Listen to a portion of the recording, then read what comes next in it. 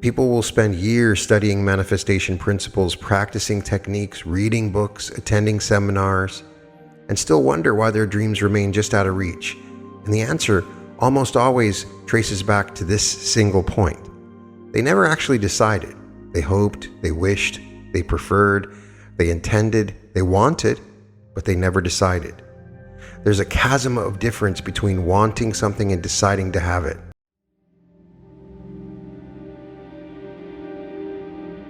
Welcome to the Reality Revolution. I'm your host, Brian Scott. Today's episode is Decide to Manifest Your Dreams, the hidden power that activates all manifestation. Before we begin today's episode, I want to invite you to join the Reality Revolution community. You can find it at skool.com, skool.com/Reality Revolution. The link is in the description. It's an amazing community where I have exclusive content, weekly group coaching sessions and meditations, masterminds, and an incredible group of people that want you to succeed. There's a moment that separates those who manifest their dreams from those who merely wish for them. It is not the moment they learned the right technique. It is not the moment they found the perfect affirmation or constructed ideal visualization.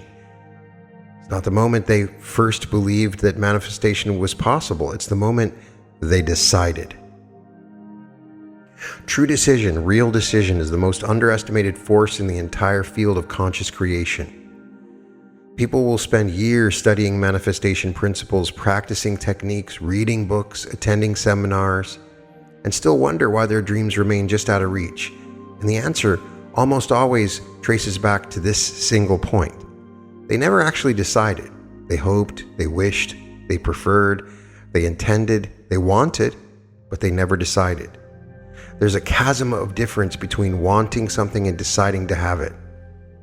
Today I'm going to take you deep into the mechanics of decision, what it actually is, why it holds such power, how to know if you have truly made one, and how to make decisions so absolute that your subconscious mind has no choice but to reorganize reality around them. This is the activation point where manifestation stops being something you are trying to do and becomes something that is happening through you, where dreams stop being distant possibilities and become inevitable outcomes. Words carry histories, and sometimes buried in the origin of a word you find the truth that modern usage has obscured. The word decide comes from the Latin decidere. It is composed of two parts, de meaning off or away, and cedere meaning to cut. To decide in its original sense means to cut off, to sever, to eliminate all other options.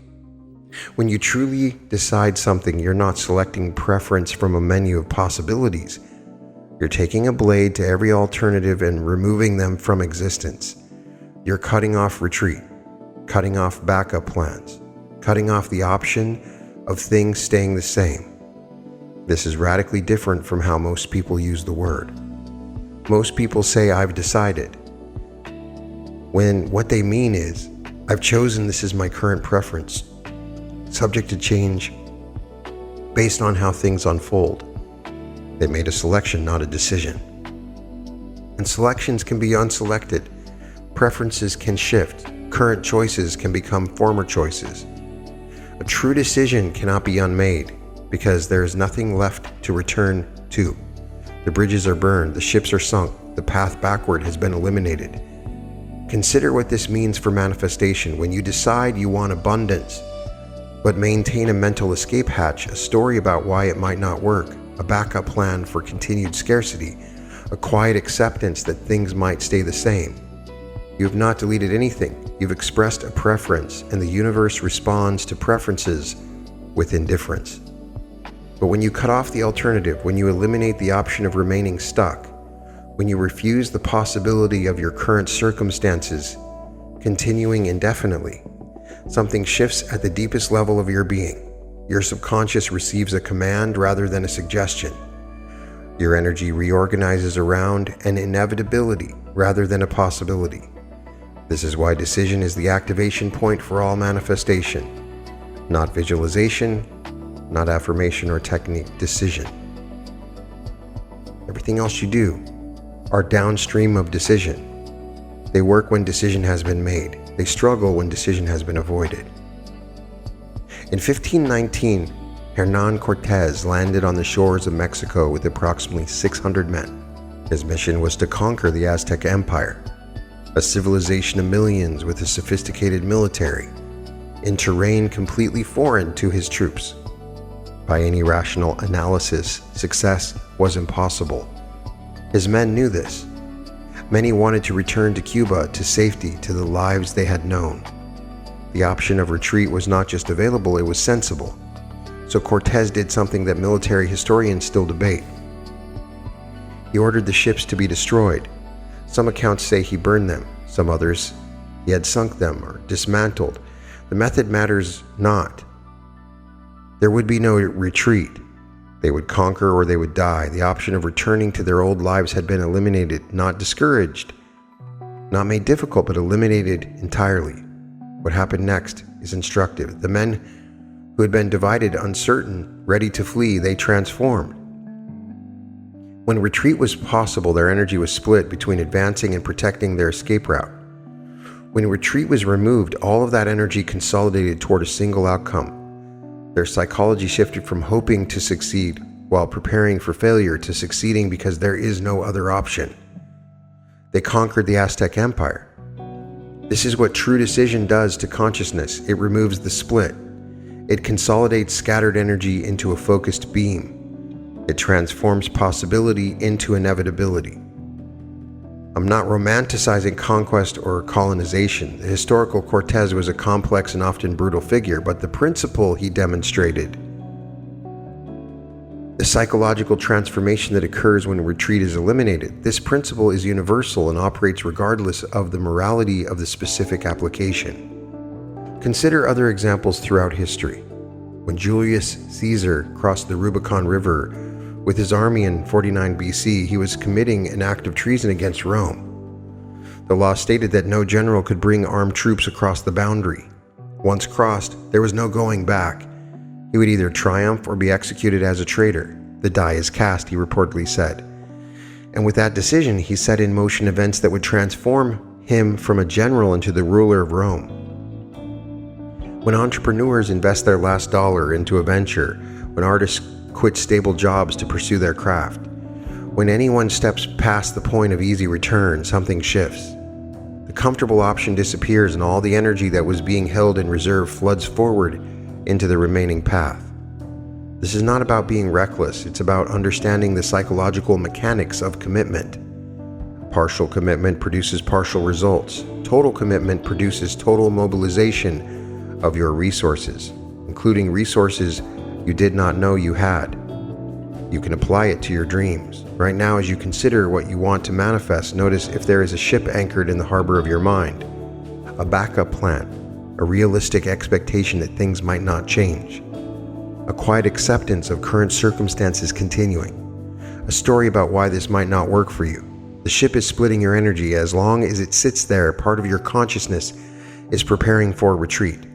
Part of your creative power is invested in maintaining the option of failure. What would it mean to sink that ship? What would it mean to truly eliminate the option of your dreams not manifesting? This is the decision I'm inviting you into. Your subconscious mind is a faithful servant, but it requires clear instruction. When you give it ambiguous commands like, I sort of want this, but I'm not sure, I'm also preparing for it not to happen, it does not know what to create. It receives static instead of signal. But when you make a true decision, when you give your subconscious something it can work with, a clear target, an unambiguous directive, and the subconscious, receiving clarity, mobilizes in ways that conscious effort alone could never achieve. Your subconscious mind controls approximately 95% of your cognition. It handles your habits, your automatic responses, your pattern recognition, your creative insights, and countless processes you are not even aware of. It also is the gateway to what many traditions call infinite intelligence, the larger field of consciousness that connects you to possibilities beyond your personal knowledge and experience. When you truly decide, you recruit this 95% to work on your behalf. Your subconscious begins scanning your environment for opportunities related to your decision. It filters information differently, highlighting what is relevant and deprioritizing what is not. It generates ideas, often in unexpected moments, in dreams, in flashes of insight, that move you toward your decided outcome. It orchestrates coincidences that rational analysis cannot explain, but that consistently serve your commitment. Joseph Murphy, in his extensive writings on the subconscious mind, emphasized this point repeatedly. The subconscious does not argue or evaluate, it simply accepts whatever is impressed upon it with sufficient feeling and conviction, and then works tirelessly to bring it into physical expression. The key phrase is sufficient feeling and conviction. Weak impressions produce weak results. Tentative commands are tentatively executed, but a true decision, made with the full force of your being, with the emotional intensity of absolute commitment, creates an impression so deep that the subconscious has no choice but to comply. This is why the decisional moment is so crucial. It is the moment when you stop negotiating with your subconscious and start commanding it. It is the moment when the servant receives a clear order from the master and begins executing it without question. Once this happens, you will notice that your subconscious starts presenting you with information, ideas, and opportunities that you did not consciously seek. Books fall into your hands at the right moment. Conversations happen that provide exactly what you need to know. Paths appear you could not have planned or predicted. It's not magic in the supernatural sense. It's the natural consequence of the subconscious mind, with all its vast resources and connections, being mobilized toward a clear objective. And it only truly happens when you decide.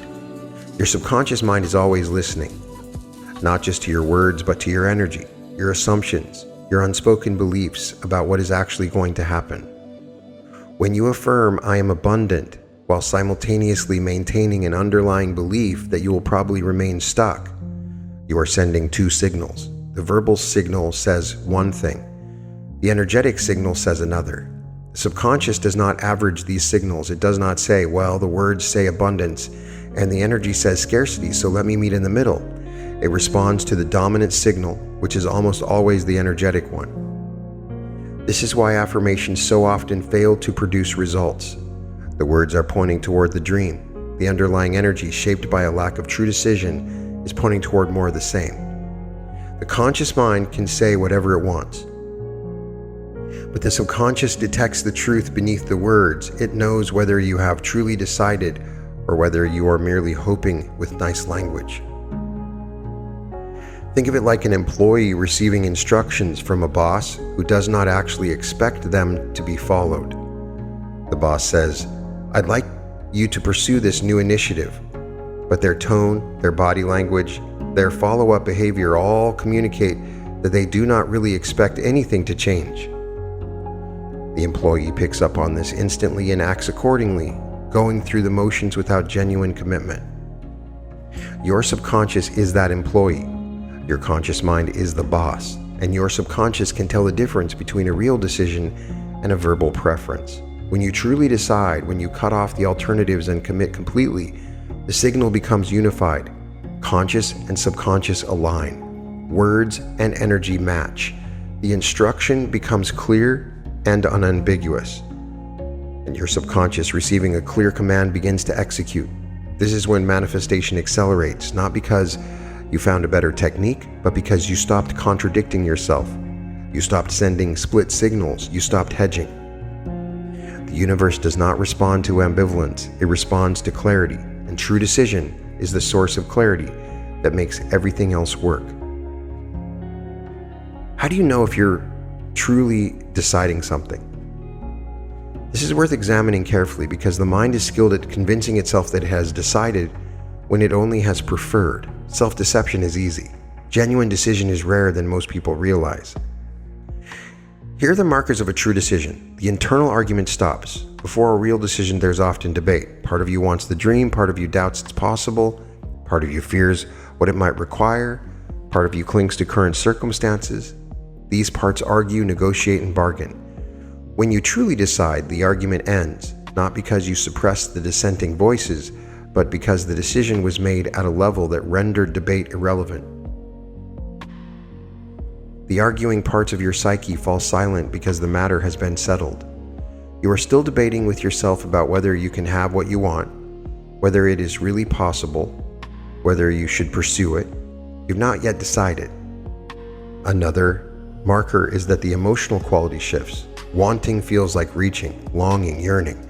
There's a gap between you and the thing, and you feel that gap as emotional discomfort. Decision feels like settling. Not settling for less, settling like dust settles, like a foundation settles. Notice the emotional quality of your relationship to your dream. Does it feel like longing or like settled certainty? The feeling will tell you whether you have decided. Your behavior changes without effort. After a true decision, you find yourself acting differently, not through willpower or discipline, but naturally. The decision reorganizes your priorities, and behaviors that align with the decision become obvious, while behaviors that contradict it become uncomfortable. If you have to force yourself to act in accordance with your decision, you probably have not truly decided. True decision recruits your behavior automatically because your entire system has reorganized around the new commitment. Another marker is circumstances become irrelevant. Before decision, circumstances have power. After true decision, circumstances lose this power. You might notice them, but they do not define your inner state. You've already decided how this ends. The current circumstances are just temporary scenery on the way to an inevitable destination. It's not denial or illusion. You still deal with circumstances practically, but you no longer let them determine your fundamental commitment to your dream. Another marker is the question shifts from if to how. Before decision, the question is whether your dream will manifest. Will it work? Will you get what you want? Is this even possible? After decision, these questions dissolve. The only question remaining is how the dream will manifest and when. The if has been settled. You no longer entertain doubt about the outcome, only curiosity about the path. If decision is so powerful, why do people avoid it? Because true decision involves risk. When you cut off alternatives, you are betting everything on one outcome. If you maintain backup plans, you protect yourself from the pain of committed failure. You can always say, well, I didn't really go all in if things do not work out. This protection is an illusion, but it feels real. The ego loves escape hatches. It loves the ability to say, I could have succeeded if I had really tried. This preserves self-image at the cost of actual achievement. You get to maintain the fantasy of your potential while never putting it to the rest. But this is the slow death, the unlived life, the dream that stays perpetually on the horizon because you never fully committed to reaching it.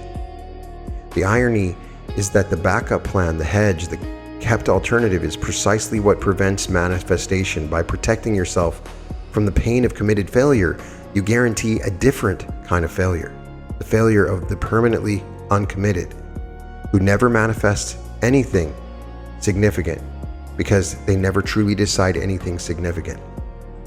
People also avoid decision because it requires them to confront their own power. As long as you merely are wishing and hoping, you can attribute results to external factors. The universe wasn't ready, it wasn't meant to be, the timing was wrong. These phrases are comfortable because they place responsibility outside yourself. If the universe or fate or timing is in charge, you are off the hook.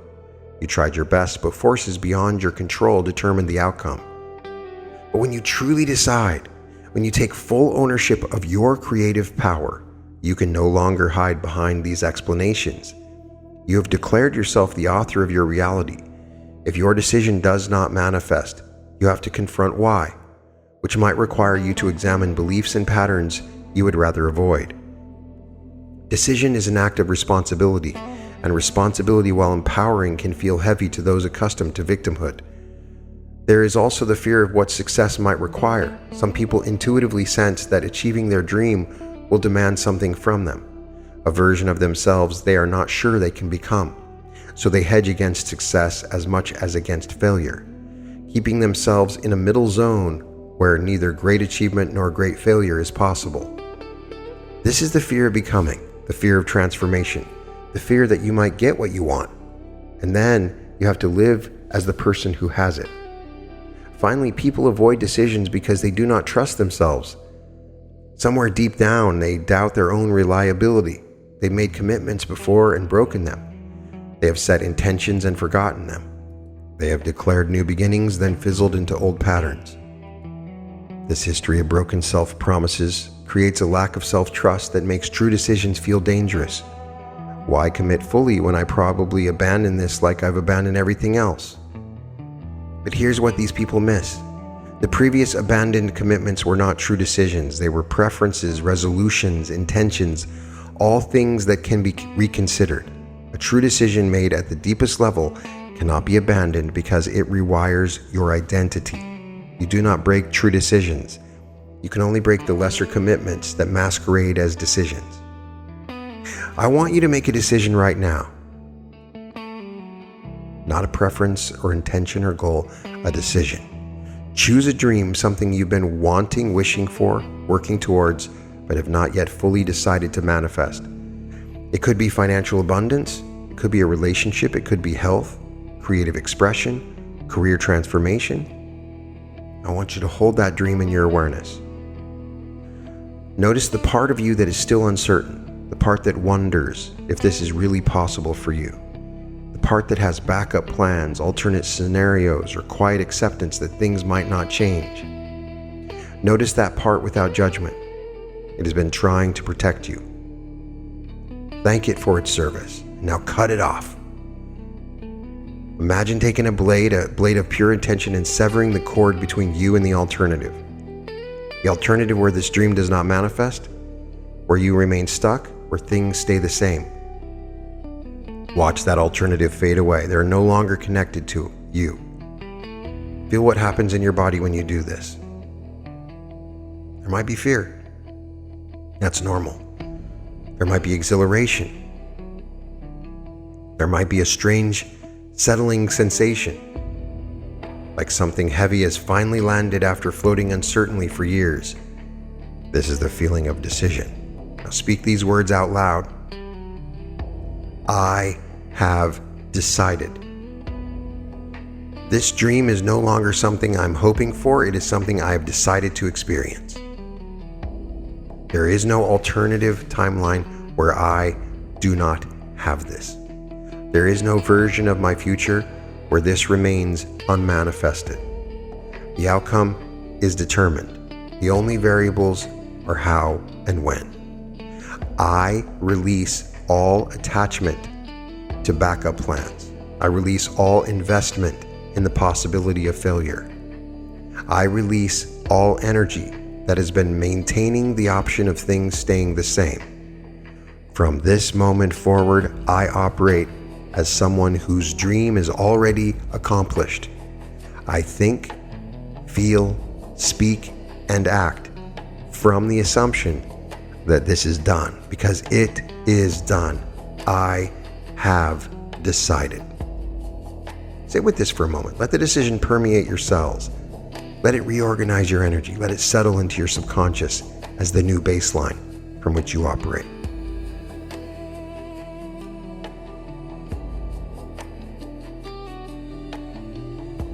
You make a true decision.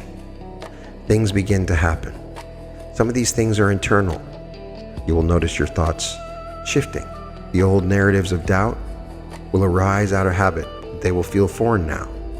Your emotional state will stabilize in a new range. Your behavior will reorganize. Some of the changes will be external. Synchronicities will increase. People will appear who can help you. Opportunities will present themselves. Information you need will arrive through unexpected channels. What is actually happening is that the universe was always cooperative. You were just sending mixed signals. Now the signal is clear. The response can be clear too. After a true decision, expect to be tested. It's not a punishment. It's not the universe being cruel or withholding. It is the natural process by which decisions are strengthened and integrated. The test usually comes in the form of circumstances that seem to contradict your decision. You decide to be wealthy and an unexpected expense occurs. You decide to be healthy and symptoms arise. You decide to attract a loving relationship and you experience rejection. These experiences are invitations to doubt. And that is precisely their purpose, to reveal whether your decision was real or merely verbal. A verbal decision, a preference dressed up in the language of commitment, collapses at the first sign of contradiction. See, I knew it wouldn't work. Reality is proving my doubts were right. And so the person retreats to their old configuration. Their brief experiment with commitment concluded. A true decision does not collapse. It interprets the same circumstances differently.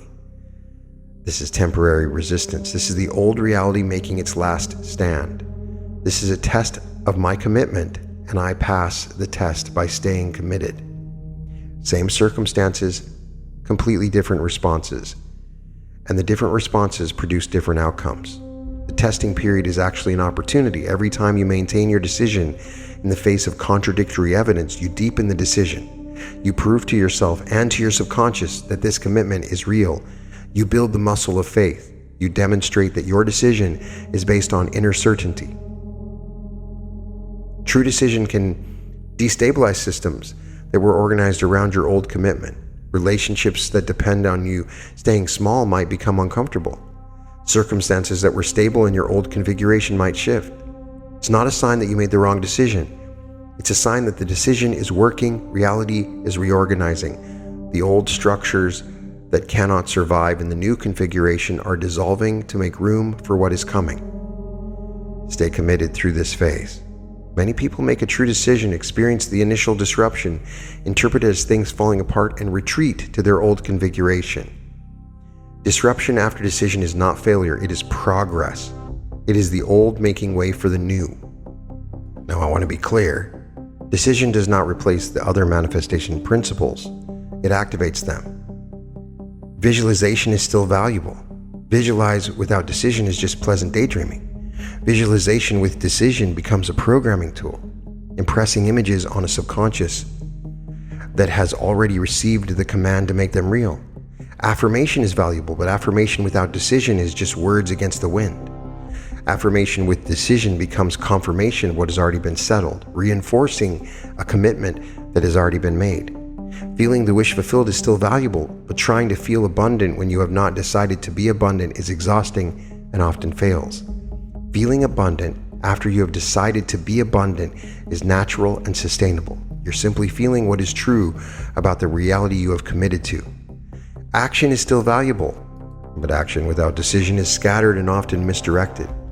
Action after decision is focused and inspired, guided by a clear inner compass toward an already determined destination. Decision is the foundation. Everything else is what you build on that foundation. And a foundation properly laid makes everything built upon it more stable. It's why people who have truly decided seem to have an easier time with manifestation techniques. Their visualization works faster. Their affirmations penetrate deeper. Their feelings are more stable. Their actions more effective. It's not because they're more talented at manifesting.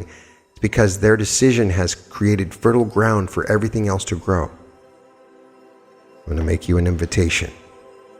In this moment, decide to manifest your dreams. Some of them, all of them, not part way completely, not eventually, now. Decide that your financial dreams are accomplished. Decide that your relationship dreams are fulfilled. That your health, your creativity, your purpose, and joy, all of it is decided. Cut off the alternatives, sink the ships, burn the bridges back to limitation. You are not someone who hopes for a better life. You are someone who has decided to live one, and the life you have decided to live is now in the process of assembling itself around you. This will feel audacious, good. This will feel risky, good. This will feel like stepping off a cliff, good. The ground will appear beneath your feet as you walk. You have spent enough time weighing options, considering possibilities, protecting yourself from the pain of committed failure. That approach has brought you to where you are now. If where you are now is not where you want to be, then that approach is not working. Try something different. Try deciding. Try cutting off the alternative. Decision is the hidden key that unlocks all manifestation. Without it, techniques struggle and results are inconsistent. You now understand what decision truly means. to cut off and eliminate alternatives to commit it at a level that renders debate irrelevant.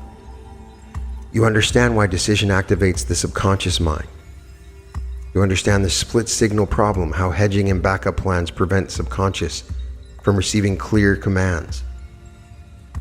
You understand the markers of true decision, the end of internal argument, and why people avoid decision.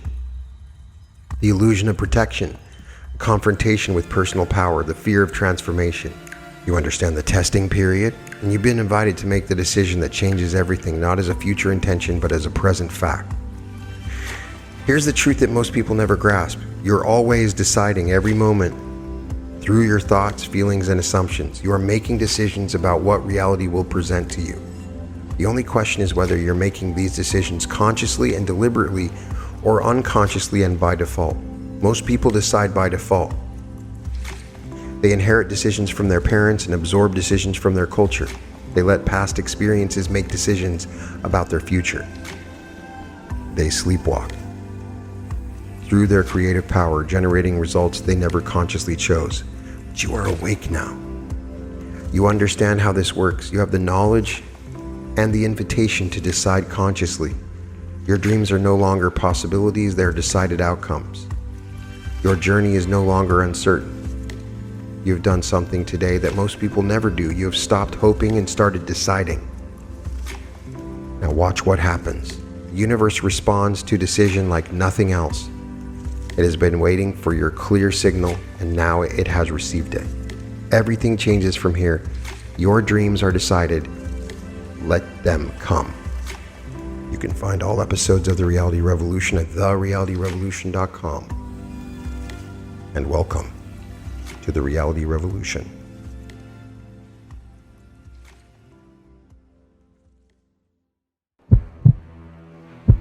The ancient Hawaiians called this place Haleakala, the House of the Sun. This is where the demigod Maui stood at the summit of the sacred mountain and lassoed the sun itself, forcing it to slow its passage across the sky. He bent time itself. And now, you are being called to this same sacred ground, where the veils are thinner, where miracles happen regularly, where the very frequency of the land amplifies every intention you hold. This is the ultimate timeline shift. You've experienced activations before. You've touched alternative realities, glimpsed the version of yourself that already exists in a different timeline. This is something different. This is an advanced workshop, my most advanced teachings brought to one of the most powerful spiritual locations on the earth. 4 full days in the House of the Sun. 4 days to rewire your entire energetic system. 4 days to cement a shift so profound that the old you becomes unrecognizable. Maui's considered one of the most powerful spiritual vortexes on the planet, where concentrated frequencies of transformation have drawn seekers for over 1,000 years. The Hawaiian Islands sit along ancient ley lines, channels of concentrated earth energy that have been mapped and calibrated by researchers and revered by indigenous peoples for millennia. Maui vibrates at what the Hawaiians call mana, pure spiritual power, that has embedded itself into the land, the water, the very air you breathe. The natives speak of aloha, unconditional love woven into the fabric of reality here. They speak of aina, a reciprocal, nourishing relationship between humans and the land itself. When you do this work in Maui, the island becomes your teacher. The frequency of this place doesn't just support your transformation, it accelerates it exponentially. Day 1, the awakening. We begin by activating your pineal gland, opening the gateway to higher perception, dissolving the calcification of old programming, and restoring your connection to source consciousness. Then we awaken every energy center in your body, clearing blockages, establishing new pathways of flow, preparing your system for the quantum work ahead. We close day 1 with the Bliss Body meditation, anchoring you into a state of pure ecstatic presence. Day 2 is the meeting. You meet your higher self, the evolved consciousness that serves your ultimate guidance, the version of you that exists beyond time and space. Then you quantum jump into your dream life, stepping into the timeline where it already exists and bringing that frequency back with you. Day 2 closes with the future self meditation, a direct transmission from the version of you who has already achieved everything you desire. Day 3, you learn to navigate the new you, the version that has been activated and upgraded. Through 2 days of intensive work, you learn how to walk in this new frequency. You connect with your quantum heart, the 0-point field within your chest that creates your reality, the coherent electromagnetic signal that broadcasts your intention into the quantum field. Then comes remembering your future, accessing memories of events that have already happened in the timeline you are now aligned with. We then celebrate karaoke on the 3rd night, and on the 4th day is the activation. We cement your new reality with the large sums of money meditation, reprogramming your relationship with abundance at the deepest level. We do the love meditation, opening your heart to receive and transmit unconditional love, the highest frequency in existence. And we close this journey activating the new earth, aligning you with the merging paradigm, the higher dimensional reality that is already forming. You will leave Maui as a different person. And we're staying at the Maui Westin, one of my very favorite places. I've stayed there 5 times, and it is glorious. This is my first 4-day advanced retreat.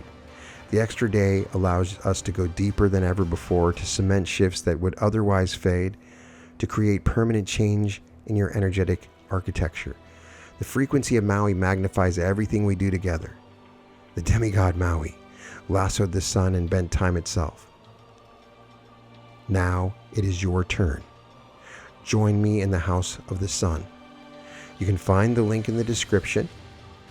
It's at www.brianscotlive.com/May-2026.